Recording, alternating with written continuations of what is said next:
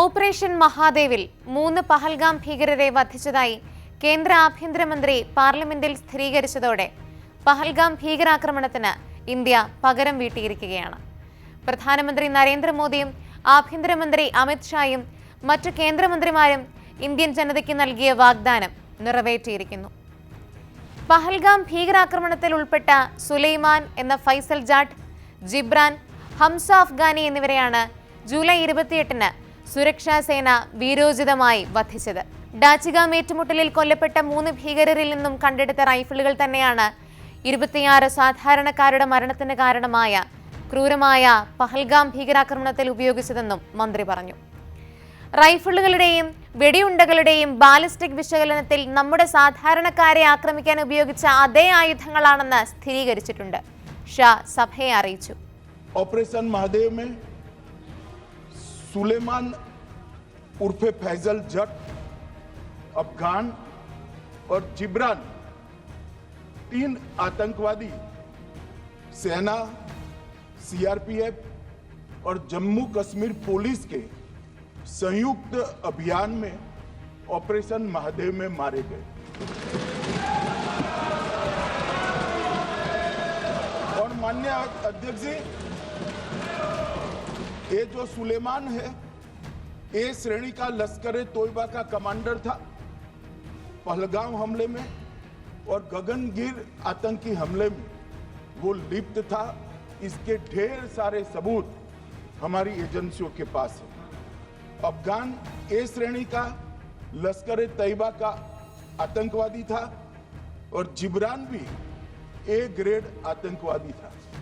और माननीय अध्यक्ष जी, मैं सदन को और सदन के माध्यम से पूरे देश को बताना चाहता हूं, जिन्होंने बैसरन घाटी में हमारे प्रवासियों को, नागरिकों को मारा था, ये तीनों आतंकवादी ये थे और तीनों मारे गए।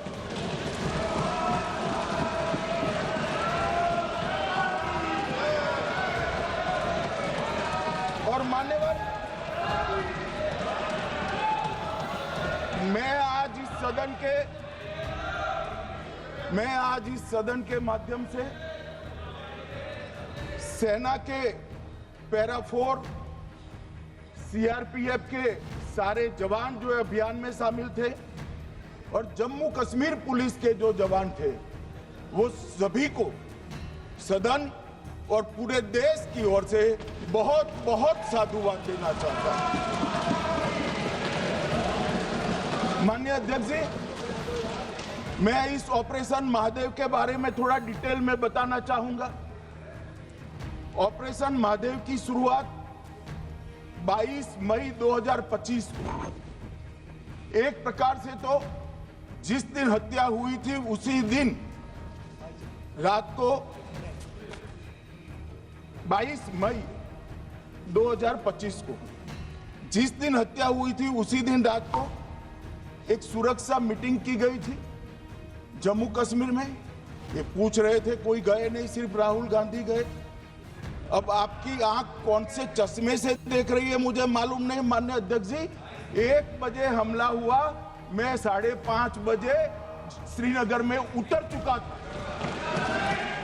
ഏപ്രിൽ 22-ന് കശ്മീരിലെ പഹൽഗാമിൽ പാകിസ്ഥാൻ പിന്തുണയുള്ള ഭീകരർ നടത്തിയ ആക്രമണത്തിൽ 26 ഇന്ത്യക്കാരാണ് കൊല്ലപ്പെട്ടത്.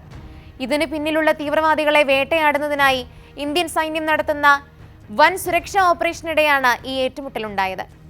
ആഭ്യന്തരമന്ത്രി അമിത് ഷാ പാർലമെന്റിൽ നടത്തിയ വെളിപ്പെടുത്തലുകളോടെ ഓപ്പറേഷൻ മഹാദേവിനെ കുറിച്ച്, ഇന്ത്യൻ സൈന്യത്തിന്റെ സുപ്രധാന നേട്ടത്തെക്കുറിച്ച് അഭിമാനിക്കാവുന്ന നില വന്നിരിക്കുകയാണ്.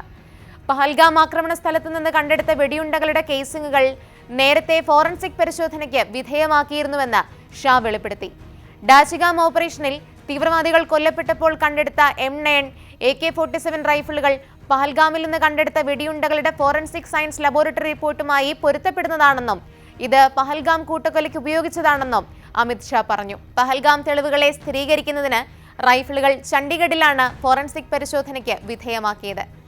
അമിത് ഷായുടെ വെളിപ്പെടുത്തലുകൾ പ്രകാരം ഓപ്പറേഷൻ മഹാദേവ് എപ്രകാരം സംഭവിച്ചുവെന്ന് നമുക്കൊന്ന് പരിശോധിക്കാം. 2025 മെയ് 22-ന് ആരംഭിച്ചു ഓപ്പറേഷൻ മഹാദേവ്. അതേ ദിവസം വൈകുന്നേരം ഒരു ഉന്നതതല സുരക്ഷാ യോഗം വിളിച്ചു ചേർത്തു. അതേ ദിവസം തന്നെ ഡാച്ചിഗാം വനമേഖലയിൽ തീവ്രവാദികളുടെ സാന്നിധ്യത്തെക്കുറിച്ച് ഇന്റലിജൻസ് ബ്യൂറോയ്ക്ക് രഹസ്യ വിവരം ലഭിച്ചു.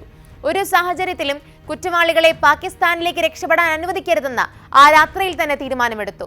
തുടർന്ന് സുരക്ഷാ സേന വേഗത്തിൽ രക്ഷപ്പെടാൻ സാധ്യതയുള്ള വഴികൾ വളയുകയും ആക്രമണകാരികളുടെ നീക്കം നിരീക്ഷിക്കുകയും ചെയ്തു. ഒരു മാസം മുൻപ് ശേഖരിച്ച രഹസ്യാന്വേഷണ വിവരങ്ങളുടെ അടിസ്ഥാനത്തിലാണ് ഡാച്ചിഗാം മേഖലയിൽ ഭീകരർക്കായി തിരച്ചിൽ നടത്തിയത്. ശ്രീനഗറിൽ നിന്ന് ഏകദേശം 20 കിലോമീറ്റർ അകലെയുള്ള ഡാച്ചിഗാം മേഖലയിലേക്ക് ചില ഭീകരർ നീങ്ങിയിട്ടുണ്ടാകാമെന്ന് സൈന്യത്തിന് രഹസ്യാന്വേഷണ വിവരം ലഭിച്ചിരുന്നു. ഭൂമിശാസ്ത്രപരമായി നോക്കുമ്പോൾ വളരെ തന്ത്രപരമായ പ്രാധാന്യമുള്ള മേഖലയാണ് ഡാച്ചിഗാം. സോൻമാർഗ്, പഹൽഗാം പോലുള്ള പ്രദേശങ്ങളുമായി ബന്ധപ്പെട്ട് കിടക്കുന്ന ഒരു പ്രദേശമാണ് മധ്യ തെക്കൻ കശ്മീരികൾക്കിടയിൽ സ്ഥിതി ചെയ്യുന്ന ഡാച്ചിഗാം. ഈ പ്രദേശത്തെ പർവ്വത ശിഖരങ്ങൾ പരസ്പരം ബന്ധപ്പെട്ടിരിക്കുന്നു. ഇത് തീവ്രവാദികൾക്ക് താഴ്വരയിലൂടെ ജാഗ്രതാപൂർവം സഞ്ചരിക്കാൻ ഒരു സ്വാഭാവിക ഇടനാഴി ഒരുക്കുന്നു. തീവ്രവാദികൾ സുരക്ഷാ സൈനികരുടെ തെരച്ചിലിൽ നിന്ന് രക്ഷപ്പെടാനാണ് ഇത്തരം ഉയർന്ന പ്രദേശങ്ങൾ ഒളിത്താവളമായി തിരഞ്ഞെടുക്കുന്നത്. സുരക്ഷാ സേനയുടെ കണ്ണിൽ പെടാതിരിക്കാൻ ഇത് സഹായിക്കുന്നു. നാട്ടിലുള്ളവരെ തോക്കിൻ മുനയിൽ നിർത്തി ഭക്ഷണവും അടിസ്ഥാന സാധനങ്ങളും കവരുകയും ചെയ്യുന്നു. ഇത്തരം സംഭവങ്ങൾ റിപ്പോർട്ട് ചെയ്യപ്പെട്ടില്ലെന്ന് അവർക്ക് ഉറപ്പുണ്ട്. വെല്ലുവിളി നിറഞ്ഞ ഭൂപ്രദേശം സൈനിക നീക്കങ്ങളെയും മന്ദഗതിയിലാക്കും. സൈന്യം സ്ഥലത്തേക്ക് എത്തുന്നതിന് മുൻപ് തീവ്രവാദികൾക്ക് അവിടെ നിന്ന് രക്ഷപ്പെടാനുള്ള സാവകാശം ഇതുവഴി ലഭിക്കും. ഭീകരവാദികൾ ഉപയോഗിച്ച ചൈനീസ് നിർമ്മിത അൾട്രാ ഹൈ ഫ്രീക്വൻസി റേഡിയോ ഉപയോഗിച്ചുള്ള ആശയവിനിമയത്തെ പറ്റിയുള്ള വിവരങ്ങളാണ് സുരക്ഷാ സേനയ്ക്ക് ലഭിച്ചത്. വിവരങ്ങൾ പിന്തുടർന്ന സുരക്ഷാ സേന ഭീകരവാദികൾ ലിദ്വാസിൽ മഹാദേവ കുന്നിന് സമീപം വനത്തിൽ ഒളിച്ചുവെന്ന് കണ്ടെത്തിയതോടെയാണ് ഓപ്പറേഷൻ മഹാദേവ് ആരംഭിക്കുന്നത്. ഈ മേഖല കേന്ദ്രീകരിച്ചുള്ള ഭീകരവിരുദ്ധ നടപടിക്ക് ഇങ്ങനെയാണ് ഓപ്പറേഷൻ മഹാദേവ് എന്ന പേര് ലഭിച്ചത്. ഭീകരർ ഡാച്ചിഗാം മേഖലയിൽ ഉണ്ടെന്ന രഹസ്യ വിവരത്തെ തുടർന്ന് ഭീകരരുടെ വ്യക്തമായ ദൃശ്യങ്ങൾ ലഭിക്കുന്നതിനായി സുരക്ഷാ ഉദ്യോഗസ്ഥർ ജൂലൈ 28-ന് ആ പ്രദേശത്ത് ഒരു ഡ്രോൺ വിക്ഷേപിച്ചു. ദൃശ്യങ്ങൾ ലഭിച്ചയുടനെ രാഷ്ട്രീയ റൈഫിൾസ്, പാരാ സ്പെഷ്യൽ ഫോഴ്സ് കമാൻഡോകളിൽ നിന്നുള്ള ഉദ്യോഗസ്ഥർ മഹാദേവ് കുന്നിലേക്ക് കയറി. സംഘം രാവിലെ 11:30 തീവ്രവാദികളെ വളയുകയും അവരെ വേഗത്തിൽ നിർവീര്യമാക്കുകയും ചെയ്തു.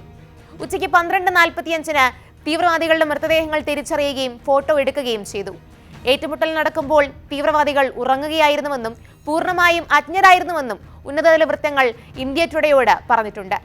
ഭീകരർക്ക് അഭയം നൽകിയവരെ ദേശീയ അന്വേഷണ ഏജൻസി NIA നേരത്തെ അറസ്റ്റ് ചെയ്തിരുന്നു. കൊല്ലപ്പെട്ട ഭീകരരുടെ മൃതദേഹങ്ങൾ ശ്രീനഗറിലേക്ക് കൊണ്ടുവന്നപ്പോൾ അറസ്റ്റിലായ വ്യക്തികളെ തിരിച്ചറിയലിനായി എത്തിച്ചു. 3 പേരെയും അവിടെ വെച്ച് തന്നെ തിരിച്ചറിഞ്ഞു. സൈന്യവും ജമ്മു കശ്മീർ പോലീസും CRPF-ഉം സംയുക്തമായാണ് ഓപ്പറേഷൻ നടത്തിയത്. അതേസമയം പഹൽഗാം ഭീകരാക്രമണത്തിൽ കൊല്ലപ്പെട്ടവരുടെ കുടുംബങ്ങൾ പറഞ്ഞത് ഭീകരരുടെ വധത്തെ തുടർന്ന് തങ്ങൾക്കൊരുതരം പരിസമാപ്തി കിട്ടിയെന്നാണ്. പഹൽഗാം ആക്രമണത്തിൽ മൂത്ത സഹോദരനെ നഷ്ടപ്പെട്ട വികാസ് കുമ്രാവത്ത് PTIയോട് പ്രതികരിച്ചത് ഇങ്ങനെ: പഹൽഗാം ആക്രമണത്തിൽ ഉൾപ്പെട്ട തീവ്രവാദികളെ ഇതുവരെ പിടികൂടാത്തത് എന്തുകൊണ്ടാണെന്ന് ഞങ്ങൾ വളരെ കാലമായി ചിന്തിച്ചിരുന്നു. ഈ ആക്രമണത്തിന്റെ സൂത്രധാരനെ സൈന്യം കൊലപ്പെടുത്തിയെന്ന വാർത്തയിൽ ഞങ്ങൾക്ക് വളരെ സന്തോഷവും ആശ്വാസവുമുണ്ട്. ഈ നടപടി നമ്മുടെ സർക്കാരിന്റെയും സൈന്യത്തിന്റെയും പ്രത്യേക നേട്ടമാണ്.